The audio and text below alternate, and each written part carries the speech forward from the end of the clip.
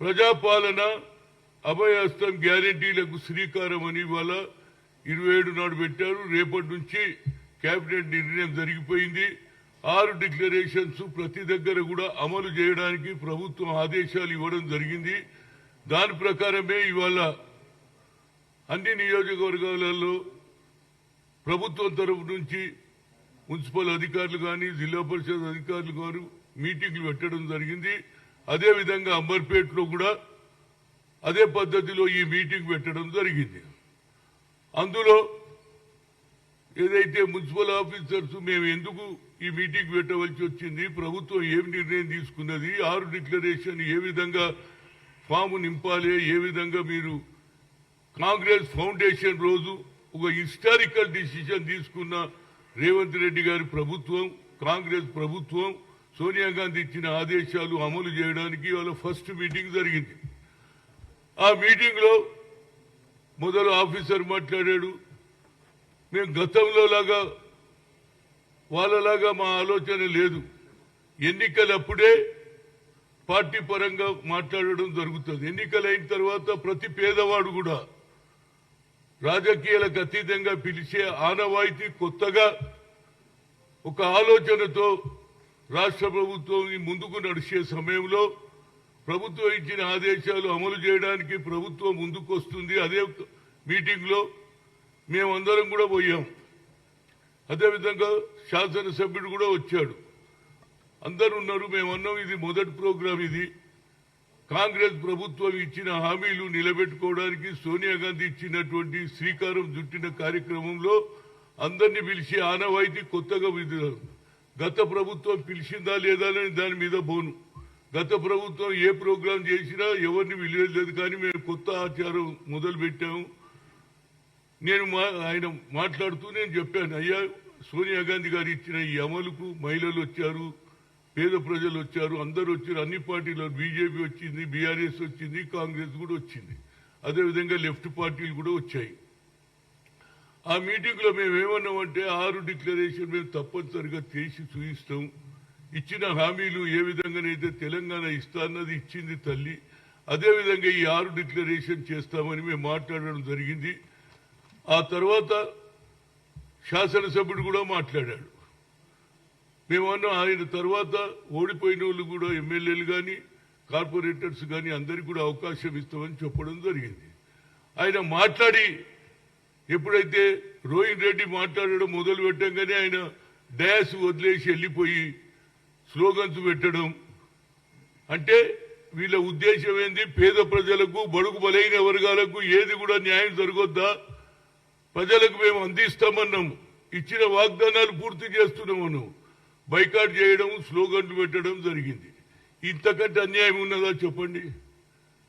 ప్రభుత్వం మీరే అంటున్నారు మీరు 6 డిక్లరేషన్ ఎప్పుడు చేస్తారు, అయిపోయింది, వచ్చి నెల కూడా కాలేదు మా ప్రభుత్వం, అప్పుడే మేము మొదలు పెడుతుంటే ఈ కొత్త కార్యక్రమం ఏమిటి అనేది నాకు అర్థం. అంటే వీళ్ళ ఆలోచన పేద ప్రజలకు ఏది ముట్టొద్దు, బడుగు బలగైన వర్గాల వాళ్ళు అట్లనే ఉండాలి, పేదరికంలోనే మెరగాలి, తిండికి లేవదు, ఉద్యోగాలు లేవు, ఇవన్నీ కూడా మేము ఇచ్చిన హామీలు నిలబెట్టుకోవడానికి పెట్టిన సభలో గొడవ చేయడం ఏంటి, బైకాట్ చేసి వెళ్ళిపోవడం ఏంటంటే ఇది కొత్త ఆనవాయితీ అయింది. అంటే ప్రభుత్వం చేసే ఇచ్చిన హామీలు కూడా నిలబెట్టుకునే అధికారం మాకు లేదా అని నేను అడుగుతున్నా. ఇవాళ బీఆర్ఎస్ ప్రభుత్వాన్ని అడుగుతున్నా, అయ్యా బీఆర్ఎస్ నాయకులను అడుగుతున్నా, మీరు 2 బెడ్రూమ్లో కానీ ఏది దళిత బంధులో కానీ ఏ కార్యక్రమంలో మమ్మల్ని ఎన్నట్టు కూడా ఇన్వైట్ చేయలే. అదే మేము బైకాట్ చేసిన అక్కడ ఉన్నటువంటి మున్సిపల్ కౌన్సిలర్స్ బీజేపీ వాళ్ళు మాట్లాడారు, అదేవిధంగా మాజీ కౌన్సిలర్ అయినటువంటి బీఆర్ఎస్ వాళ్ళు బైకాట్ చేశారు. అంటే ఇది ఏమి సంకేతం ఇస్తున్నారు వీళ్ళు అంటే ఈ 6 డిక్లరేషన్ వేస్తే కాంగ్రెస్ కు మంచి పేరు వస్తుంది, మా మనుగడ దెబ్బతింటది అన్నదే వీళ్ళ ఉద్దేశం అని నేను అడుగుతున్నా. మేమేం తప్పు చేయలే, నిన్ను మాట్లాడించినావు, మరి నేను మాట్లాడినాక తర్వాత నువ్వు మాట్లాడకుండా వెళ్ళిపోతే అది వేరు. నువ్వు మాట్లాడతావు, మాట్లాడి వెళ్ళిపోతావా, ఇది ఎక్కడ సరిగ్గా నాకు అర్థం కాదు.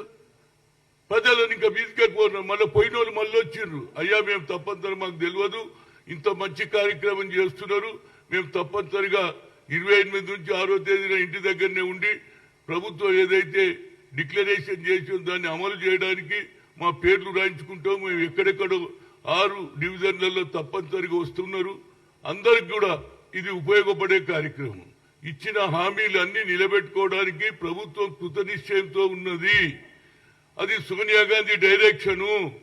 అందులో రేవంత్ రెడ్డి అదే డిప్యూటీ సీఎం అయినట్టు బట్టి విక్రమార్క కేబినెట్ లో నిర్ణయం తీసుకొని ఇవాళనే చెప్పడం జరిగింది. అదే రోజు ఒక శాసనసభ్యుడిగా ఉండి ఈ కార్యక్రమాన్ని బైకాట్ చేయడం ఉద్దేశం ఏమిటంటే వీళ్ళకి పేద ప్రజల మీద ఆలోచన లేదు, పేద ప్రజలకు ఏమి ఇవ్వద్దు, కాంగ్రెస్ వాళ్ళు చేస్తే దానికి మంచి పేరు వస్తుందన్న ఉద్దేశంతో వీళ్ళు బైకాట్ చేశారు. ఆ తర్వాత రోహిన్ రెడ్డి మాట్లాడుతున్నప్పుడు స్లోగన్లు పెడతారు, మీటింగ్ నుంచి బైకాట్ చేస్తారు. అయినా మేము మీటింగ్ నడిపించినాం. లాస్ట్ లో ఎవరు బీజేపీ కౌన్సిలర్లు మాట్లాడారు. అదేవిధంగా గతంలో బీఆర్ఎస్ లో ఉన్న ఏదైతే కార్పొరేటర్ ఇవాళ వాళ్ళు కూడా ఇవాళ మాట్లాడడం జరిగింది. అంటే ఇది అప్రజాస్వామికంగా ప్రజలకు ఇచ్చినటువంటి హామీలను నిలబెట్టుకోవద్దు అనేది వీళ్ళ ఉద్దేశం. ఇంకో పక్క రోజు స్టేట్మెంట్ మీరు ఎప్పుడు చేస్తారు, 6 డిక్లరేషన్ సాధ్యం కాదు, మీరు డబ్బులు ఎక్కడికి వెళ్ళి వస్తాయి, మీకు ఎందుకురా బాబు మేము చేస్తుంటున్నాం, చేసేది చూడు, చేయనప్పుడు నువ్వు అడుగు, మేము 100 రోజులలో ఫినిష్ చేస్తామని శ్రీనివాస్ రెడ్డి గారు కూడా చెప్పారు, ఏది రెవెన్యూ మినిస్టర్.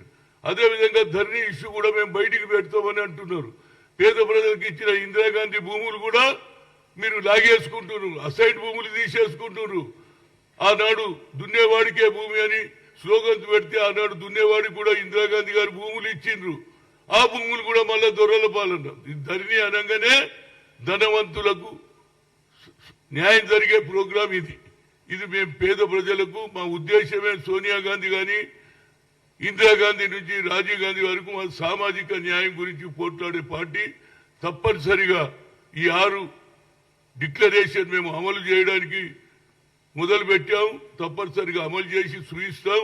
అది నిరుద్యోగ సమస్య కానీ, అదేవిధంగా మహిళలకు ఇచ్చే 2500 కానీ, ఓల్డ్ ఏజ్ పెన్షన్ కానీ అన్ని విధాలుగా. అందులో మొదలే బస్సులలో మహిళలకు ఫ్రీ సర్వీస్ కూడా వాళ్ళకు ఒక్క పైసా లేకుండా వాళ్ళు ట్రావెల్ చేసే అవకాశం కల్పించిన ఏకైక ప్రభుత్వం అంటే అది కాంగ్రెస్ ప్రభుత్వం.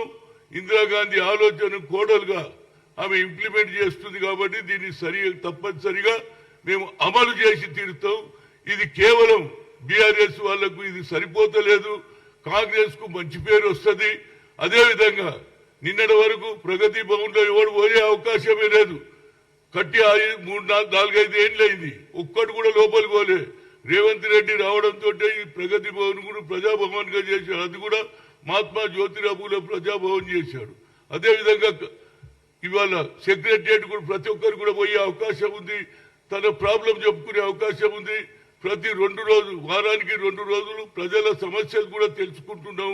ఈ ప్రభుత్వం ప్రజల పక్షాన, బడుగు బలైన వర్గాల పక్షాన పోరాడడానికి, వారికి న్యాయం చేయడానికే పూనుకున్నాం. కాబట్టి ఈ సభలో కావాలని బీఆర్ఎస్ ఎమ్మెల్యే బైకాట్ చేయడం, దాన్ని నేను ఖండిస్తున్నా. ఇలాంటి వాతావరణాన్ని సృష్టించొద్దు.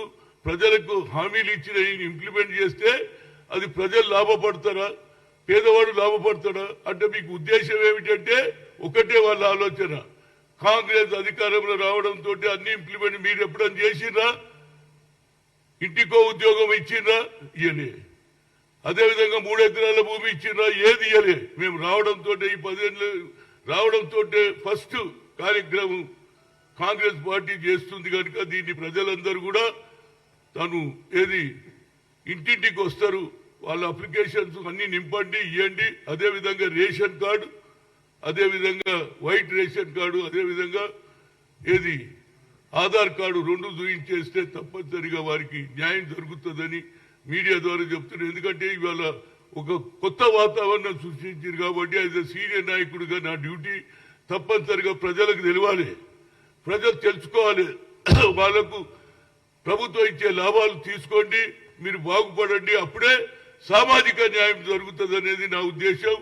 అదేవిధంగా రోహిన్ రెడ్డి అక్కడ జిల్లా అధ్యక్షుడు మొన్న పోటీ చేశాడు, ఆయనకు కూడా మాట్లాడనీయకుండా స్లోగన్స్ కూడా పెట్టారు. వారు కూడా 2 మాటలు మాట్లాడతారు.